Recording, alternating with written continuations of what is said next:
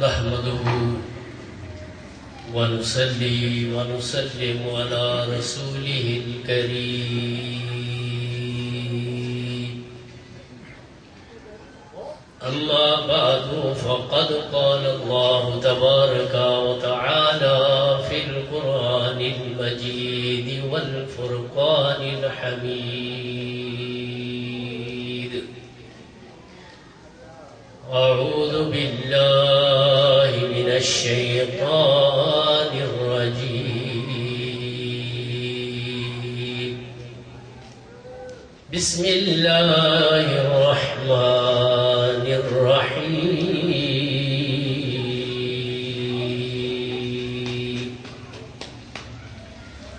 يا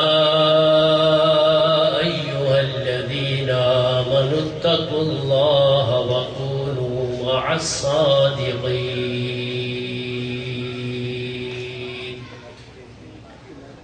صدق الله مولانا العظيم وبلغنا رسوله النبي الكريم الأمين ببركة إن الله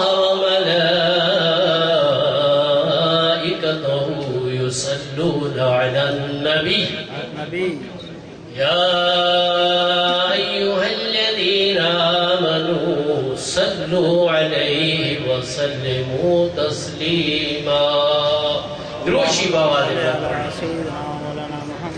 اللهم صل على سيدنا ومولانا محمد وعلى آل سيدنا ومولانا محمد وأصحاب سيدنا ومولانا محمد وبارك وسلم عليه الصلاة والسلام عليك يا رسول الله الصلاة والسلام عليك يا حبيب الله الصلاة والسلام عليك يا رحمة للعالمين وعلى آلك وأصحابك يا شفيع المذنبين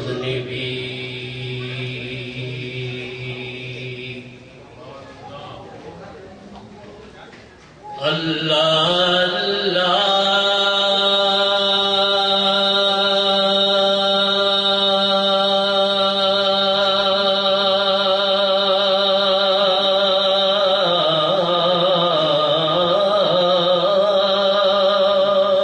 سبحان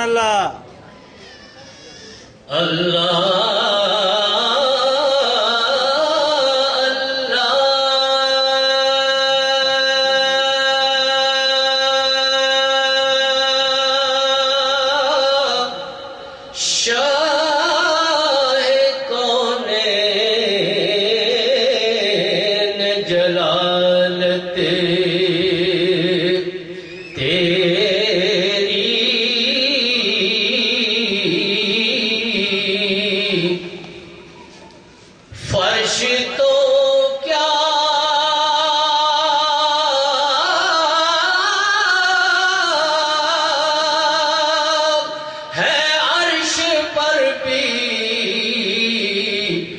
حکومت تیری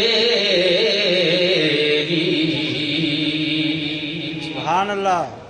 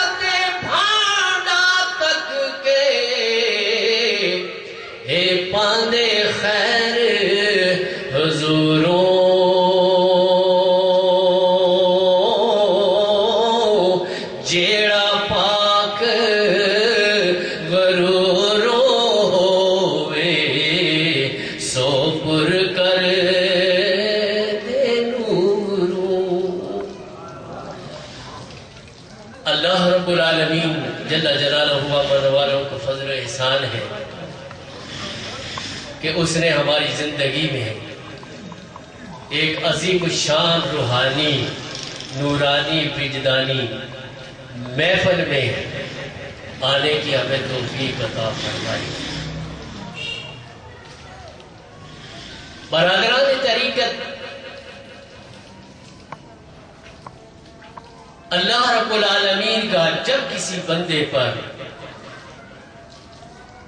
فضل خاص ہوتا ہے،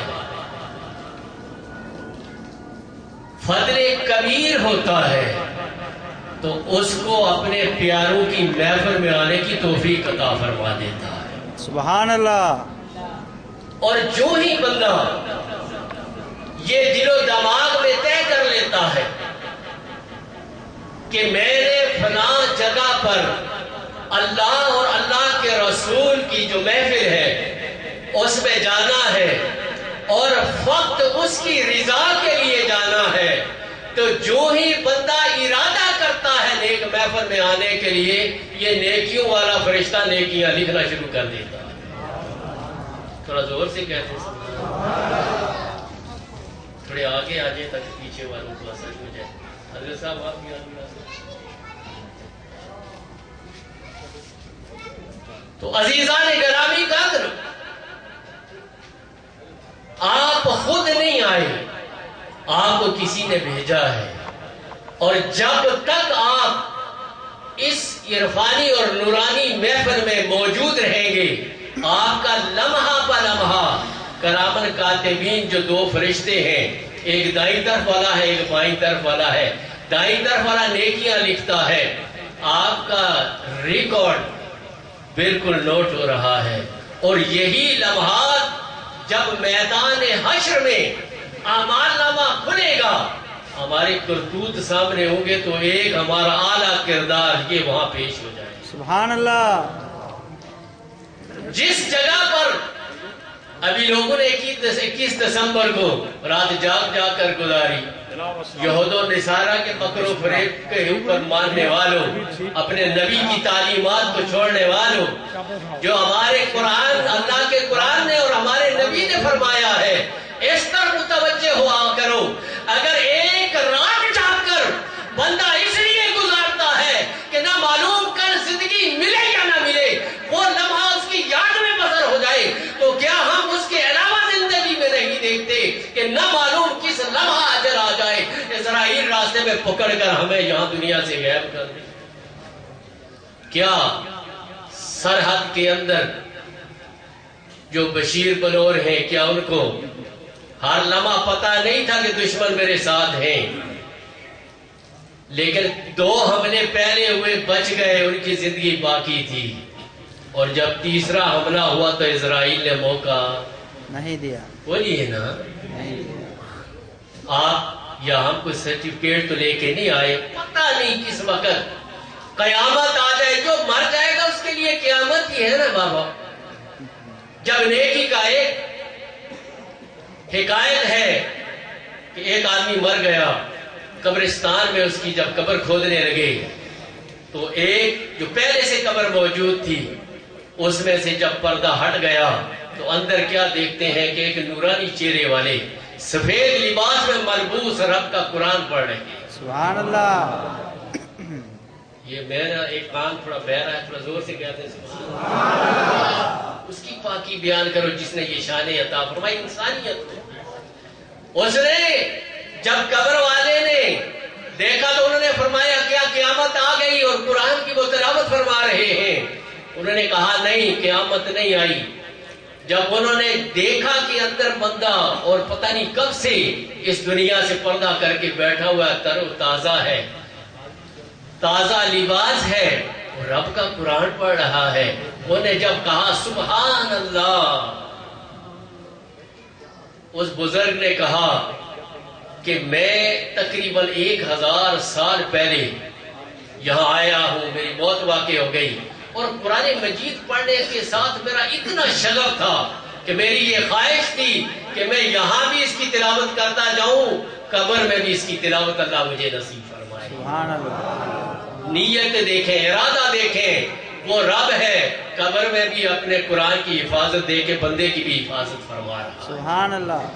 انہوں نے کہا ہے سوال کرنے والے سبحان اللہ کہنے والے، میں 1000 سال سے اللہ کا قرآن پڑھتا ہوں، وہ ساری نیکیاں تو لے لے اور اس سبحان اللہ کی نیکی مجھے عطا کر دے۔ اس نے کہا میں نے ایک دفعہ سبحان اللہ کہا، آپ تلاوت قرآن پڑھیں جس کا ایک لفظ پڑھنے سے 10 نیکیاں اللہ فرماتا ہے، تو آپ مجھ سے ایک سبحان اللہ کہنے کی نیکی مانگ رہے ہیں۔ فرمایا جب بندہ دارالعمل سے دارالفنا میں آتا ہے، یہاں جو بقا کی زندگی ملتی ہے، اس میں اعمال کا حساب کتاب دنیا میں جو وہ کر کے آ جاتا ہے وہاں تک ہی رہتا ہے۔ جو بندہ دنیا میں ایک دفعہ سبحان اللہ کہتا ہے، جہاں 1000 سال بھی رب کے قرآن کی تلاوت کرتا رہے وہ سبحان اللہ باقی رہتی ہے۔ سبحان اللہ۔ اس لیے کہ وہ سانس کے ساتھ اسے زندگی کے لمحات میں ایک دفعہ اپنے رب کو پکارنے کا موقع مل جاتا ہے۔ دوستان محترم، ماہ سفر المظفر شریف کی 10 تاریخ ہے، رات 11ویں ہے جس میں آپ بیٹھے ہوئے۔ اس ماہ مقدس میں بے شمار اولیاء کاملین کے آراس کی تقریبات کا انعقاد ہوتا ہے، اور جگہ جگہ آپ نے آج کل تو آپ سب پڑھے لکھے ہو، کراچی شہر میں رہتے ہیں، میڈیا پر بھی خاص کر کیو ٹی وی پر جگہ جگہ کے اور اس کی تقریبات کا انعقاد ہوتا ہے، براہ راست بھی آپ دیکھتے ہوں گے۔ تو دوستان محترم، مقصد کہنے کا یہ ہے کہ میرا رب اپنے قرآن میں دار ہے، کتاب میں ارشاد فرماتا ہے اور خطاب فرماتا ہے مومنین سے، کہہ دیجئے سبحان اللہ۔ سبحان اللہ۔ اللہ تعالیٰ ارشاد فرماتا ہے یا ایھا الذین آمنوا اتقوا اللہ۔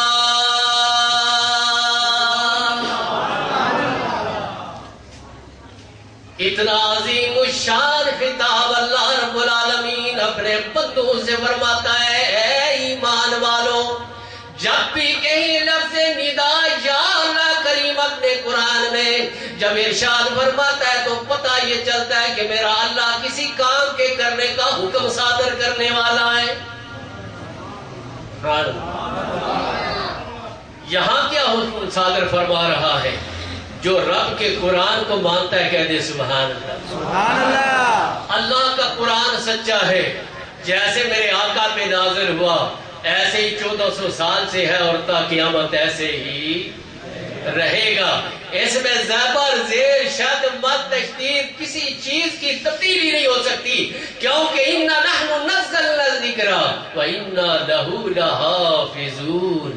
ہم نے ہی اس ذکر کو اتارا اور ہم بھی اس کی حفاظت کرنے والے ہیں۔ تو دوستان محترم، اللہ رب العالمین عظیم الشان کتاب قرآن مجید میں جس کا دیکھنا عبادت ہے، جس کا چومنا عبادت ہے، جس کا گھر میں رکھنا عبادت ہے، جس کی تلاوت کرنا رب سے ملاقات کا جو ذریعہ بنتا ہے، اس میں رب کائنات فرماتا ہے یا ایھا الذین آمنوا، اے وہ لوگوں جو ایمان لائے ہو، اتقوا اللہ، اللہ سے ڈرو۔ کس سے ڈرو؟ کس سے ڈرو؟ اللہ سے۔ تو جو اللہ سے ڈرنے والا ہوتا ہے وہ متقی ہوتا ہے۔ جو اللہ سے ڈرنے والا ہوتا ہے وہ کسی اور شے سے ڈرتا نہیں۔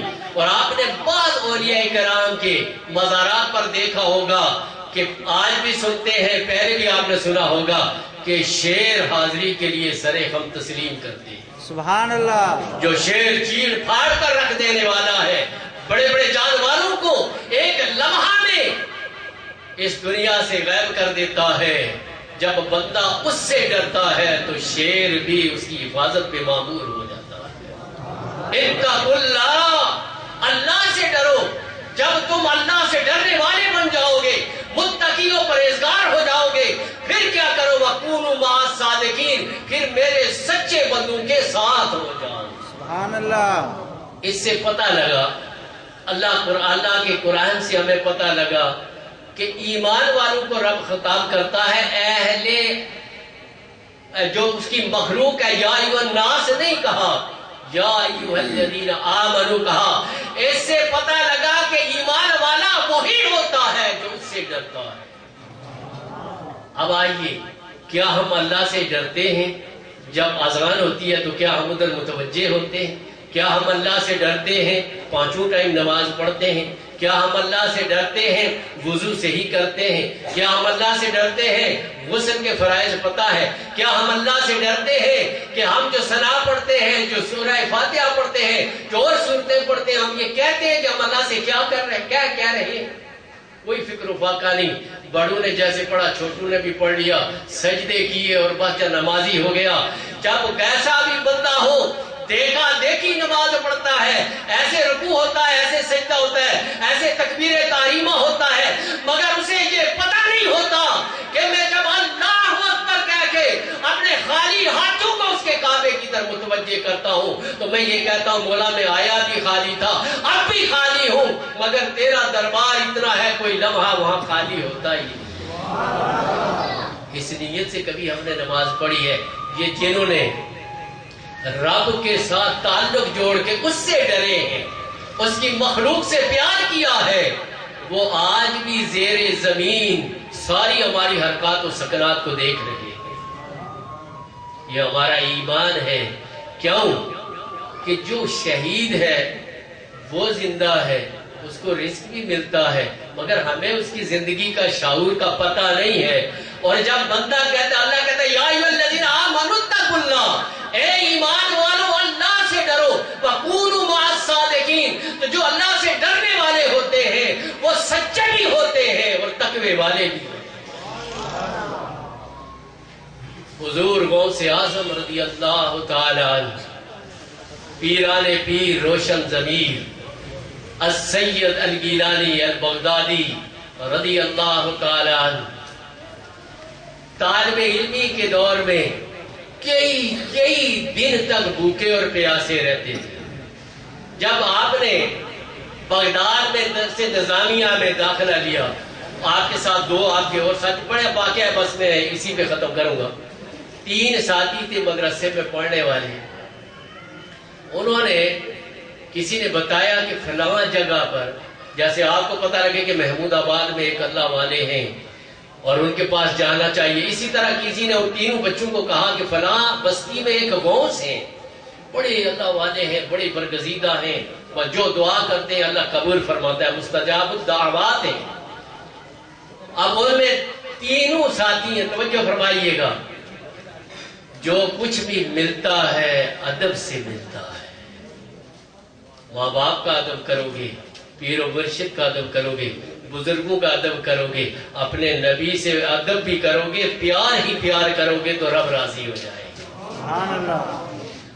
اب انہوں نے کہا، ایک نے کہا اچھا اگر ایسا بڑا ولی ہے میں اس سے ایسے سوالات کروں گا جس کا وہ جواب نہ دے پائے گا.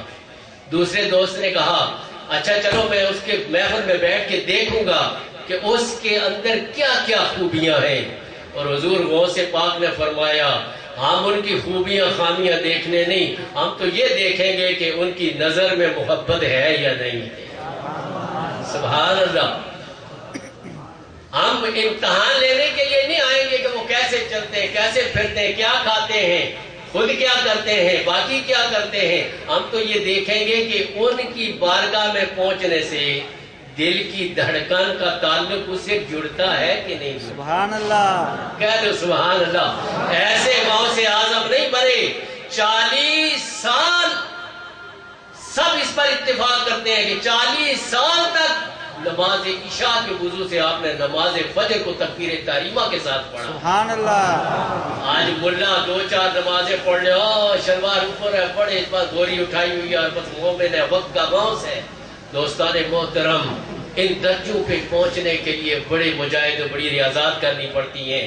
بآسانی کہنا تو بڑی بات ہے، لیکن اللہ رب العالمین نے خطاب بھی کیا تو ایمان والوں سے کہا، اور ایمان والا وہی ہوتا ہے جو در رسول کا بیکاری ہوتا ہے، جو رسول کے در کے ٹکڑوں پہ پلنے والا ہوتا ہے، وہ ایمان والا ہوتا ہے. جب در رسول سے بارگاہ صدیقیت سے بارگاہ عمر سے ہو کر عثمان ذی نورین سے ہو کر حیدر کرار کے ٹکڑوں پہ پلتا ہے، وہ رہتا محمود آباد میں مدینے کی سیر کرتا رہتا ہے. سبحان اللہ. اس کا تعلق کونوا صادقین کے ساتھ ہوتا ہے. وہ اکیلے کچھ نہیں کہتا، بہن کی ضرورت نہیں، پیر و مرشد کی ضرورت نہیں، اللہ جب شہر سے قریب ہے تو ہمیں کسی اور کی ضرورت نہیں۔ دوستو اللہ تو شہر سے قریب ہے، یہ تو دیکھو کہ بندہ اس کے کتنے قریب ہے۔ وہ کہتا ہے جو میرے قریب آنا چاہتا ہے وَكُونُوا مَعَ الصَّادِقِينَ، جو میرے پاس آنا چاہتا ہے، جو تقوی اختیار کرنا چاہتا ہے، جو میرے سچے اور پیارے ان کے ساتھ ہو جائے، مَعَ الصَّادِقِينَ، سچوں کے ساتھ ہو جائے۔ تو جب یہ تینوں دوست اس غوث کی بارگاہ میں پہنچتے ہیں، کہہ دیجئے سبحان اللہ۔ سبحان اللہ۔ اتنا خوبصورت واقعہ سنایا کہ 1000 برس کی تلاوت سے بھی ایک دفعہ سبحان اللہ کہنے کی نیکیاں اتنی ہیں۔ اللہ اکبر۔ اب وہ ابن سکا تھا ایک دوست کا نام، جو ہی یہ تینوں دوست بارگاہ غوثیت میں پہنچتے ہیں، انہوں نے دیکھا کہ جو بزرگ بیٹھے تھے ایک دم غائب ہو گئے، ان کی نظروں سے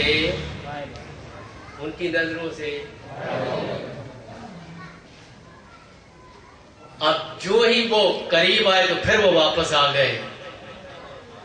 اس سے کیا آپ نتیجہ اخذ کرتے ہیں کہ بندہ یہاں بیٹھا ہوا، میں ابھی آپ کے سامنے ہوں، اور دیکھتے ہی دیکھتے کچھ جادوگر تو یہ ایسا کرتے رہتے ہیں، لیکن حقیقت میں غوث غائب ہو جائے، اللہ والا غائب ہو جائے، پھر فوراً آ جائے اور آ کر کہے ہاں بیٹا تمہارا یہ سوال ہے، اس کا یہ جواب ہے، تمہارا یہ ارادہ تھا، تمہارا یہ ارادہ ہے۔ اور اے بیٹے، حضرت غوث اعظم رضی اللہ تعالیٰ عنہ کی طرف متوجہ ہوئے اور اپنی پیار والی اور ولی والی نگاہ ڈالی، فرمایا میں یہ دیکھتا ہوں کہ بغداد کے منبر پر تو کھڑا ہوگا اور کہے گا قدم ھذا علی رقبۃ کل ولی اللہ، تیرا یہ قدم ہر ولی کی گردن پر موجود ہے۔ سبحان اللہ۔ جن کی منبر، امام اہل سنت کا بھی اسی مہینے میں عرس مبارک 29 تاریخ صفر المظفر میں آپ فرماتے ہیں جن کی منبر بنی گردن اولیاء، جن کی منبر بنی گردن اولیاء،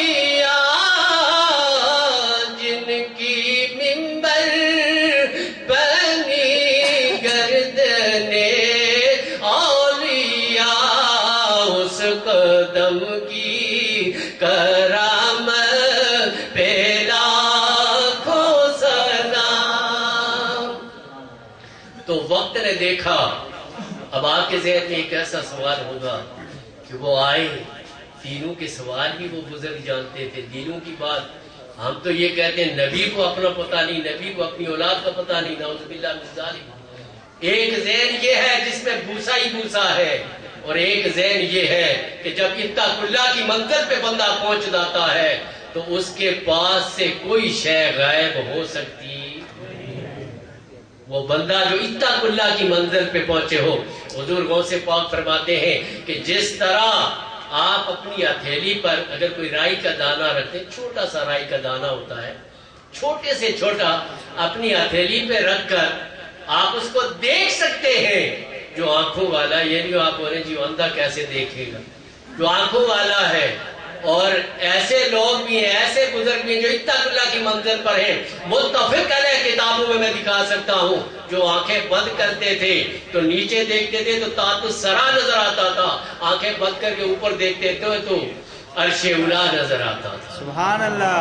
یہ عاشقوں کے معاملات ہیں، ہم کہاں۔ بصورت غوث اعظم رضی اللہ تعالیٰ عنہ فرماتے ہیں جس طرح تم رائی کا دانہ اپنی ہتھیلی پر دیکھتے ہو، اسی طرح میں اکناف و عالم کے سارے عالم کو، 18,000 عالم کو اس طرح دیکھتا ہوں جس طرح بندہ رائی کا دانہ اپنی ہتھیلی پر دیکھتا۔ سبحان اللہ۔ تو یہ حسنی حسینی نجیب الطرفین غوث اعظم کے علم و عمل اور آپ کی شان کا یہ عالم ہے، جو جس دروازے سے غوث اعظم کو خیرات ملی اس نبی کی شان کا کیا عالم ہے۔ سبحان اللہ۔ اپنے نبی سے آپ کو اتنا ہی پیار ہے، سبحان اللہ۔ زور سے بات سبحان اللہ۔ درود پاک پڑھیے، اللہم صلی علی سیدنا محمد۔ میرے بزرگوں اور دوستوں، ان کی بارگاہ میں اگر ڈاکو آتے ہیں، واقعہ آپ کو بتاتا ہوں۔ 12 تقریروں میں محمد شریف نورانی رحمت اللہ تعالی علیہ نے اپنی کتاب میں مختلف کتابوں کے حوالے سے لکھا ہے۔ حضرت پیر میر علی شاہ صاحب رحمت اللہ تعالی علیہ کا بھی اسی مہینے میں عرس ہوتا ہے، ان کا بھی ایک واقعہ سنا دوں، کہہ دیجئے سبحان اللہ۔ ایک ڈاکو تھا، ڈاکو۔ کراچی والے تو اب کافی واقف ہو گئے ڈاکوؤں سے، چوروں سے، لٹیروں سے، بدماشوں سے، بد اخلاقوں سے، بد تہذیبوں سے، بد کرداروں سے۔ تو آپ بھی اگر واقف نہ ہو کہ حقیقت کیا ہے اور جھوٹ کیا ہے تو پھر ہماری بدقسمتی ہے۔ تو دوستان محترم، ایک ڈاکو ایک گھر میں ڈاکہ ڈالنے چلا گیا۔ وہاں ایک بزرگ تھے اکیلے ہی گھر میں، وہ سمجھ گئے انشاءاللہ اس کو کبھی پھر زندگی رہی اگلی 11ویں میں اس کو کنٹینیو کرو۔ بڑا پیارا واقعہ ہے، یعنی بات آپ یوں سمجھ لیں کہ ڈاکو بھی آتے ہیں تو جس طرح غوث اعظم نے علاقے کے لیے غوث بنا کے بھیج دیا چور کو اپنے گھر میں آئے ہوئے، اسی طرح حضرت پیر میر علی شاہ صاحب نے چور کو ولی کامل بنا دیا۔ مختصر اب اسی طرح لائن بنا کے